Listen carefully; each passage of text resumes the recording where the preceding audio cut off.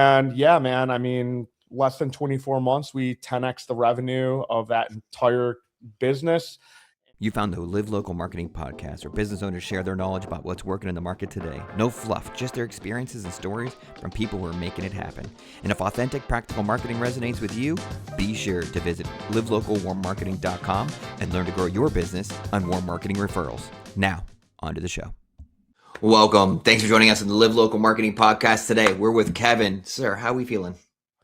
Man, wonderful. I guess I should have put my last name in the box because you didn't, we're not going to memorize each other's last names. I knew your name the moment that it came on in the box. ONeil. I should have said that. ONeil. Kevin ONeil. Kevin ONeil, yeah.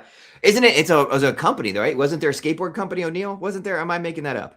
Yeah, nope. Surf company, 2 L's. There's about 80 different ways to spell it. I have removed the apostrophe, much to my family's like, no, the apostrophe. I'm like, no, man, no one can find me anywhere because some people put it, some people don't. I'm removing it. It's fine. I had an Irishman on one of my episodes, and he said he had a name and it was missing a letter. And he said, back in the old country, we just couldn't afford that second letter. So here I am with just you could do the same bit could work for you, right? Yeah, back in old country, you couldn't afford apostrophes. I'm just ONeil. Yeah, so there we go. Well, I like that. ONeil Surf has got all the money for the extra L. That's awesome. All right, cool. This is we'll do a little background and tell people about you a little bit, and then hop right into these questions because I'm excited to get this thing rolling here.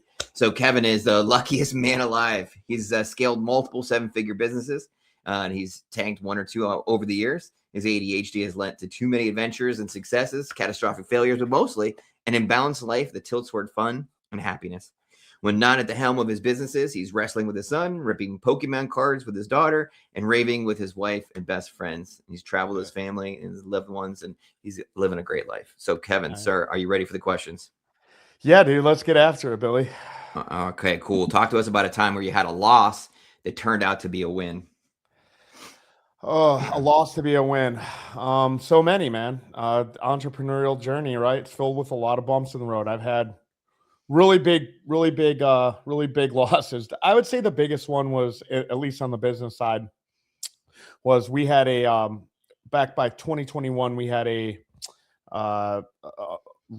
we rent boats at a marina at this portion of my life. And I had 15 of them, another 5 or 6 jet skis at that time. And it turns out there's not a lot of marinas that are like, oh yeah, let me bring in your 15 boats and 5 or 6 jet skis. Thought I had a good place, thought I had a good home there. The landlord ended up going like, hey, this seems like a great business. Terminated my lease, bought his own fleet, kicked us out. I was kind of like scrambling, didn't know where I was going to go, what I was going to do. And it turned out a friend of mine had a water sports company that was not doing well. It had about 8 boats in it. At the time, he wanted an astronomical amount of money. I didn't know what EBITDA was. I didn't know what multiples of bottom line revenue were. He just threw out a number. This is what I think it's worth. I didn't have anywhere to go. I bought it, took it over. It was 250 grand at that time.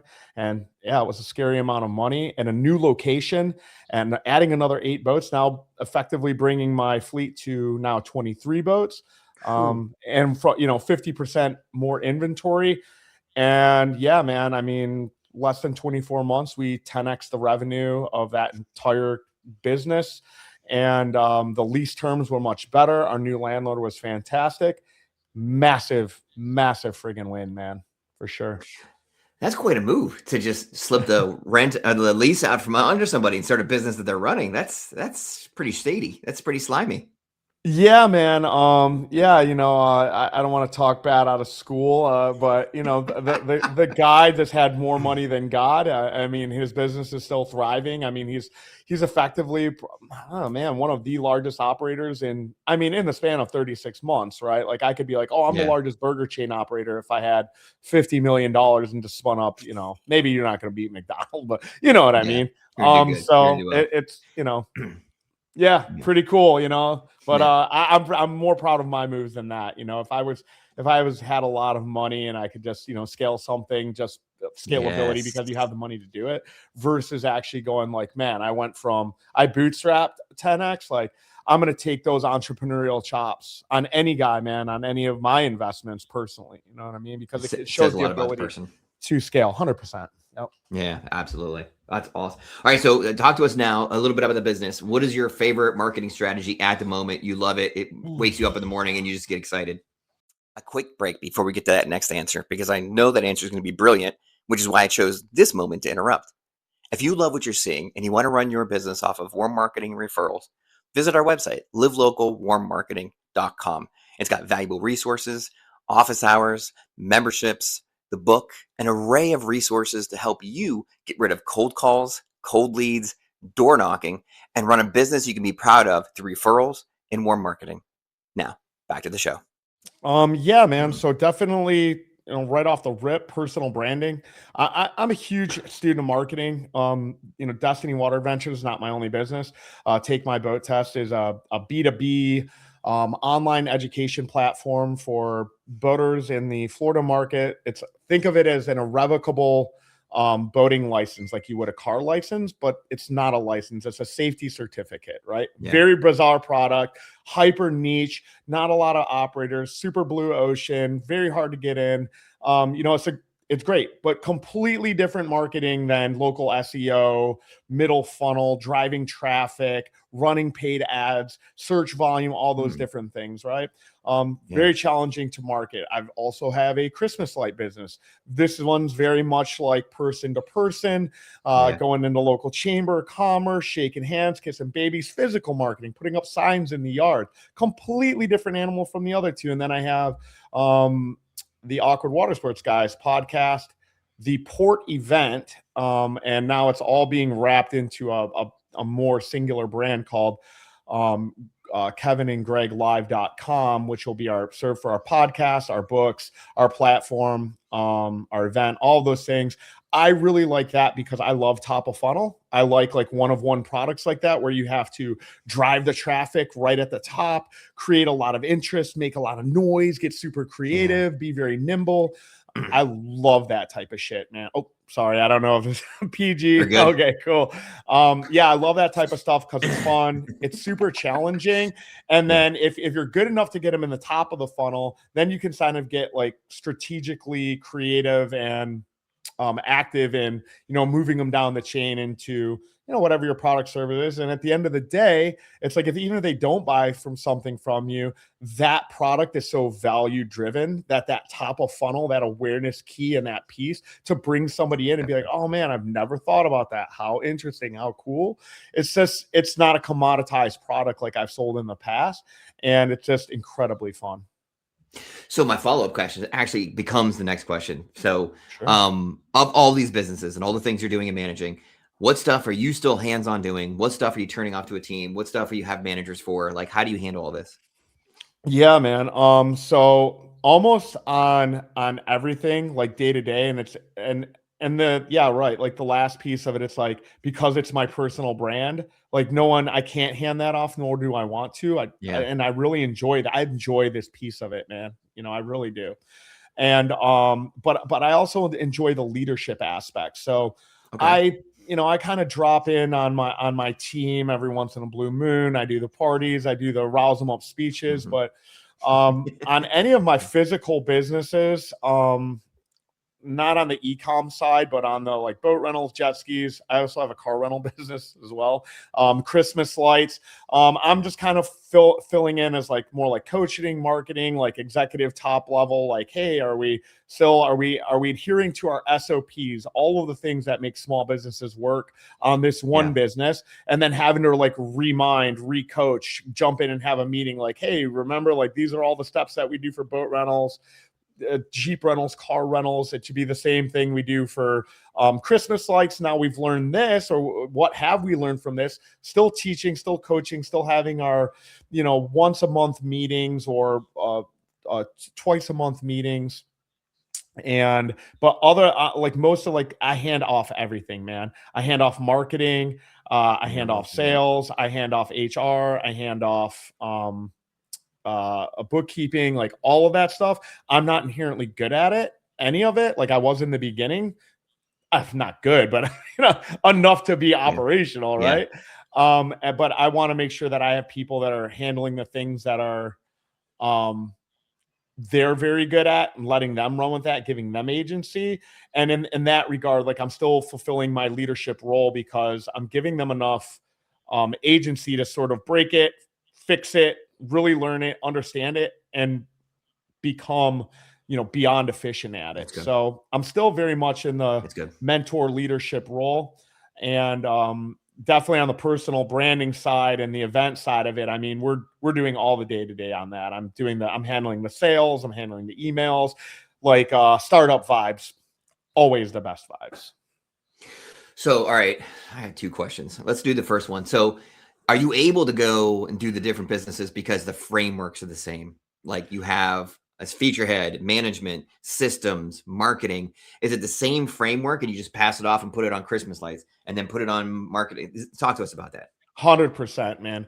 Absolutely. Obviously, like each piece is nuanced. So it's not always like, oh, the same straight thing. Like, we're going to run a Google Ads campaign due to traffic volume for Christmas lights in the same way that we do it on boat rentals, right? Just not the same search volume, not the same product. It's high ticket, definitely requires more of a touch, more automation pieces, and more management of our CRM, which is very loosely used on the boat rental business, right? Because our booking software kind of is a de facto CRM, but not as robust as like white label solutions, high level XYZ.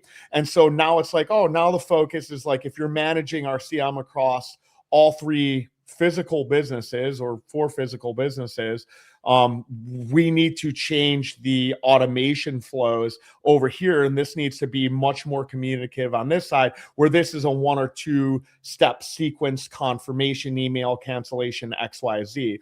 If Google ads are our main source of acquisition on the ad side, on the paid ad spend side, then we have a agency managing that, like working with our internal marketing people, and then maybe they're handling some of the more creative aspect of it on the Christmas lights, because agency remote can chop up, edit, put into ads, but we need to go out there and get the B-roll. We need to execute our vision on that and then check off. So it's sort of a little bit of a juggling act.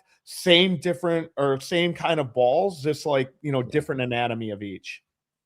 So let's get into the branding question, which is the next one. So as you do that, are you keeping the brand flowing through these different businesses, or are you like making them their own separate entities? Like, if people knew you did boats and cars and so forth, is that more advantageous to you, or is that a detrimental image to make? No, it's absolutely advantageous because I'm an operator. So when I'm out there and I'm doing like the talking head piece, and I'm not a coach, I'm not a consultant. I was captain's not just a shirt, you know what I mean? Like, I have my captain's license, man. I was a licensed captain for 15 years. I wrenched on the boats. I did all of the things. And I just realized what my strengths were and what my weaknesses were. And this type of de facto leadership role that I put on my team is like, man, all small business owners need this level of like, hey, man, you know what I mean? We're not all in the marketing funnel and the Alex Hermosies of the world. These guys are out there running jet skis and boat rentals and everything else. And so when we have these conversations on the Jeep rental side, whether it be Christmas lights, any of it, like sales process, a little bit different. We still want to be following up, much more inbound on the water sports stuff. But, the fact that I actually am an operator, that I have all of these things going on, gives me authority. Like, dude, you want to talk about sales? I know what the hell I'm talking about, dude. Like, I'm actually gone and knocked doors on our Christmas light, our top line Christmas light. We did a $36,000 installation on a guy. $36,000, YouTuber, 10 million followers. Yes. Oh my gosh. And he was just like, you know what I mean? So high ticket, 36 grand, average ticket on Christmas lights, $2,000. Jeep rentals, $500 for the week. Jet ski rental, $99 for the week. Inbound is the same. Sales process and cycle, obviously a little bit longer on something more high ticket. But the reality of it is like, back to the personal branding piece of it, it's that like, I can speak from authority. If you've got a head boat And because again, we're, the personal brand's more on the water sports stuff. But if you got a head boat that you're trying to cement a private cruise for $10,000 and you don't know how to convert that or attract those leads, well, guess what? You've never sold high ticket. Everything has always been focused on the hospitality, commodification, boat rental, tour rental, jet ski, dolphin tour, whatever it may be, and everything's inbound. Like you're selling water in the desert here, Kemosabe. Like this is easy. $10,000 to $15,000, corporate entity, big boat. They're renting out the whole thing. They want to put together an event for the day. Man, that requires a way different animal. So with having the ability not just to sell a boat trip at $10,000 or $36,000 in this case, is that it's like, hey man, I've sold $36,000 anything. Right. Let's chop it up. That's crazy. That's crazy. All right. So as you're collecting all this information, you're doing all these things, and you've got all these things going on. When I'm going to use this question is going to be pretty open-ended. Sure. When I use the phrase useful data, what is your reaction to that? What do you think useful data is? Yeah. So awesome question. Yeah, just recently I hired a consultant. I'll plug him right now. Zebulon. His name's Zeb Smith. Super smart guy. One of the sponsors of our event. They called to pitch me or to inbound for sponsorship for our event. And I'm like, what is it that you do? And they're like, we centralize data. And I was like, oh, wait, what? Tell me more. Tell me more. Now, because I'm not even like, hey, man, I want the sale on the sponsorship on the event side. I'm like, no, dude, like I have a data problem. I have all of these things, information, and I'm looking at this booking system, this CRM, that CRM, this sales team, this marketing agency, all these things. Dude, I need it brought home into one place, man, because a lot of these duties, that's cool, from Christmas lights to boat rentals to jet skis to the event, are shared labor structure.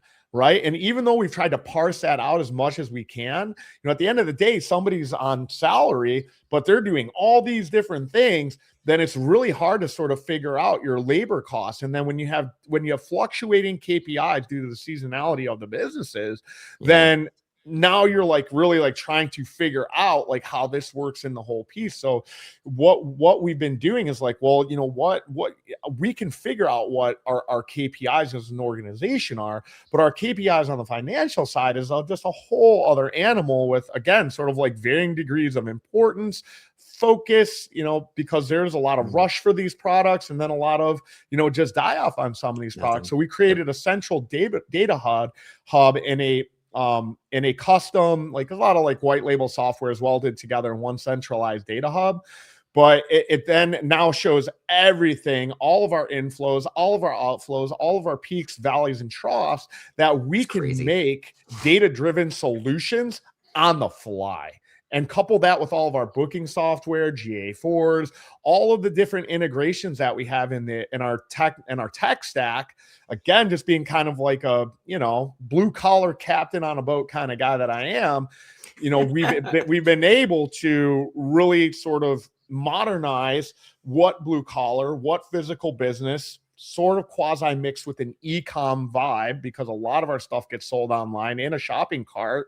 And it's allowed us to bring all of our data into one place and really make useful decisions based on not gut feeling, but real data in real time. Real data in the seasons, right? The seasons dictate the data, and you can follow the seasons. You can tell a story. You can do all the things you need to do. 100%. And I mean, all of these things, like, I mean, have predictable forecasts, have, it's like, oh man, like, let's dig in deeper on our pricing. Like, what's our pricing strategy? Right. Like, and now we have crazy pricing fluctuations because of demand and different times of the season.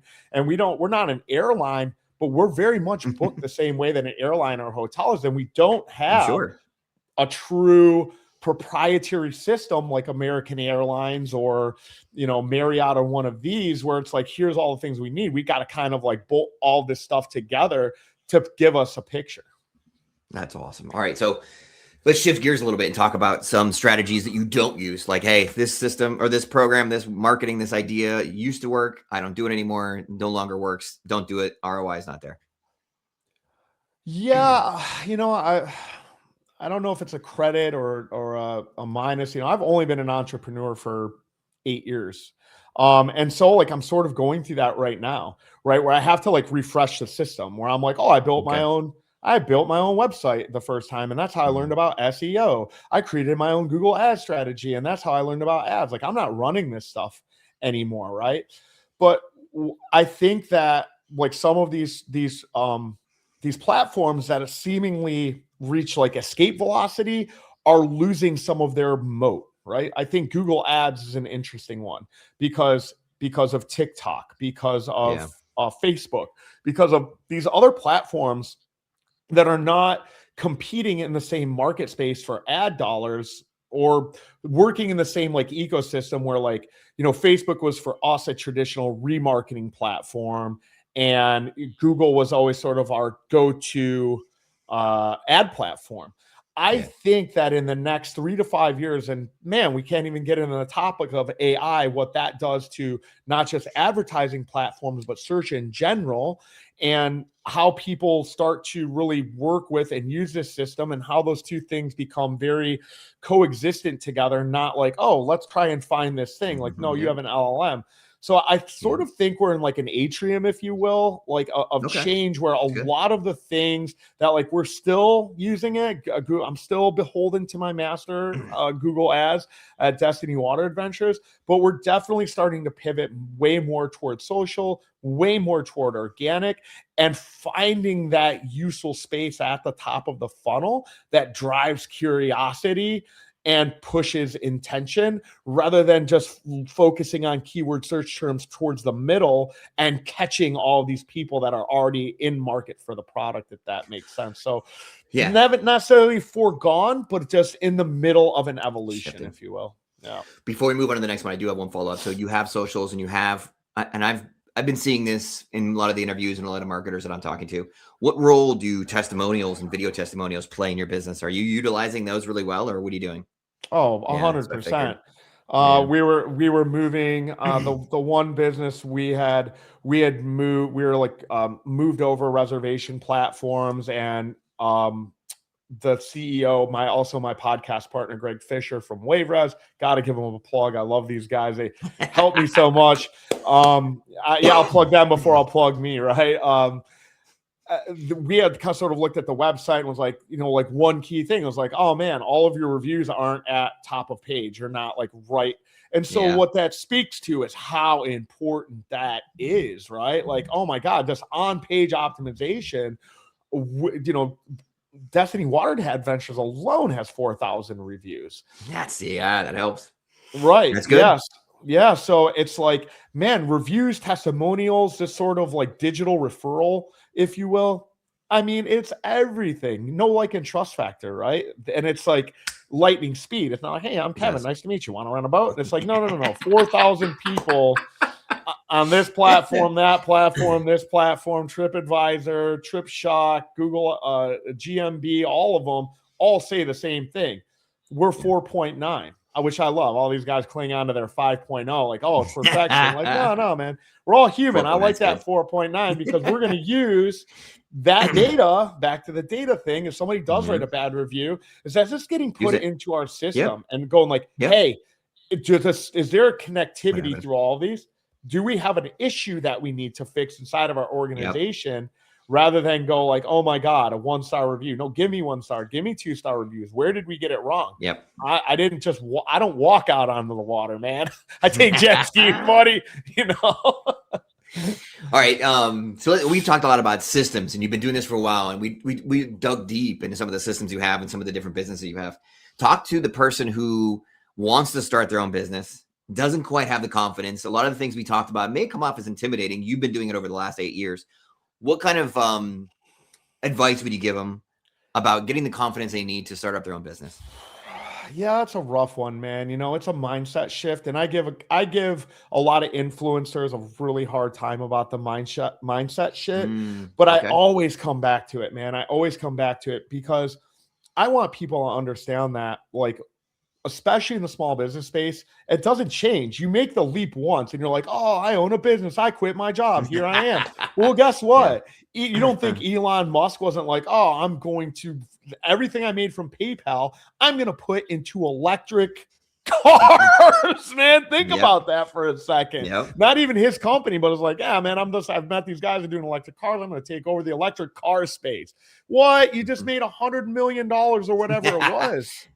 Yeah, and there was just just no thought, so the mindset is like the most important thing. And like, man, I don't want to get into the hokey, like, write a vision board, but you do, man. You have to swim in it. When I started my business, it was so funny. I was telling my buddy who owned a business, my other buddy who owned a business, we were both super unhappy. You guys should get together and start a water sport business in North Florida, blah, blah, blah, blah. I was looking at it and because I didn't have the balls to go like, yeah, man, I'm going to go do it myself. I was like, I'm going to move up there. I think my best buddies from here and here should come and you guys should start that business. But the more and more I looked into it, the more, and I'll give Tony Robbins his props because, and you hear this a lot, but it's like, it's not something that you should do or something that you have to do. It's something that you must do. Not must. You have to do it, right? Like, and it's just like in the moment that clicks in your brain where you're like, I have to do this. I must do this. And then it's like every day you're on fire, man. Every day it's just like, I have to go down to the office. I must go down to the office. This is like something that I am compelled to do this. And that doesn't happen by going like, oh, I have a neat idea. I'm gonna side hustle it. It's fine. You know what I mean? Like you can do that. My wife had a full-time job when we first got started. The mortgage got paid. And because it's like, yeah, man, 2-3 years, you might be running in the negative. You might be in the red. In fact, most businesses do. And that's why they fail, because they give up in 12 to 18 months or hop onto something else because they're like, oh, this isn't working. No, man, you just haven't given it enough time and you haven't put in enough of the steps and the reps. And you have to do that mentally. You have to put in those steps and those reps mentally, reading the books, 4-Hour Work Week. Tim Ferriss is a great one. Old school, Jack Canfield wrote Chicken Soup for the Soul. Another, but not that book, but Success Principles. You have to change and reframe your way of thinking and go like, man, you know what I mean? Let the ego death happen, get rid of the self, so to speak, and just focus on like, this thing that can happen and all the positives and remove the negatives. Because guess what? In the business world, in our business, there's negatives, man. And they pile up like a giant mountain. But if you're not completely focused forward in that direction, going, but the possibilities, man, all those negatives, all of those setbacks, all of those tough to get over obstacles, man, they just put you, as Ryan Holiday, one of my favorite authors, obstacle is the way. It just puts you on your path to the thing that you wanted. This might have been a little bit more difficult to get over, and that's now in the rear view. So that would be my best thing on the confidence. Perfect. Man, is just soak yourself in it. Yeah. I can picture these team meetings and how you're the motivator. I can see that. I can picture that now after our little discussion here. I can see how you get up there and give them a little pep talk and get them moving. So before we get to your business, I appreciate this. We took a real deep dive into systems and we talked about branding across multiple platforms. And you really took a deep look at some of these things that if people wanted to open up multiple businesses, some of the things they would have to think about and some of the hurdles they may experience. And so, man, we appreciate those insights. So before we head out of here, we'll have you do the outro. If you talk about your business and where people can get a hold of you. Yeah, cool, man. I don't know when this airs. We're in the middle of rebranding. KevinandGregLive.com. We should have at least what do you call it? Just a standard landing page with our logo while the site gets built. You can also, if you want to listen to me ramble about life, you can listen. You can find me at awkwardwatersports.com. I recently wrote a book. I've done terrible at marketing it just because in my earlier youth, writing a book was like my dream. So I wrote a book called From Mate to Millionaire, which you can find on Amazon. And it's got some of my personal anecdotes, stories, lessons that I've learned about small business. I think it's based in the water sports space, but I definitely think the lessons in there, lessons in there are applicable to anything. Yeah. And man, if you don't have $10, if you want a free copy, feel free to email Kevin at destinywateradventures.com. That's my flagship business. And man, I appreciate you, Billy, for having me on. And absolutely. It's been a fun show, man. Very well done by you, man. Cheers to that. Absolutely. We'll have to do a book exchange. That's been my thing this year. I've been doing book exchange with my guests, and I think I'm like 5 or 6 books in, and it's only February. So I'm trying to give away at least 30 books this year if I can, with people, just exchanging back and forth, because I want to learn more. And I just love the teamwork feel of entrepreneurship. Like, we're all in this together, helping each other out, doing the things. And so we'll have to hook up after the episode and get our book swapped. For sure, dude. I love the countdown timer, by the way, man. What an Yeah. incredible way to, yeah, man. I'm like 10 Yeah. seconds. I'll put a bow on this right now, man. I'm like, let's go, dude. I'm up for a challenge. Really cool. All right. Awesome, man. We appreciate your time and your help today. And, keep the sunshine. If you can send some our way, that'd be awesome too. Gotcha, brother.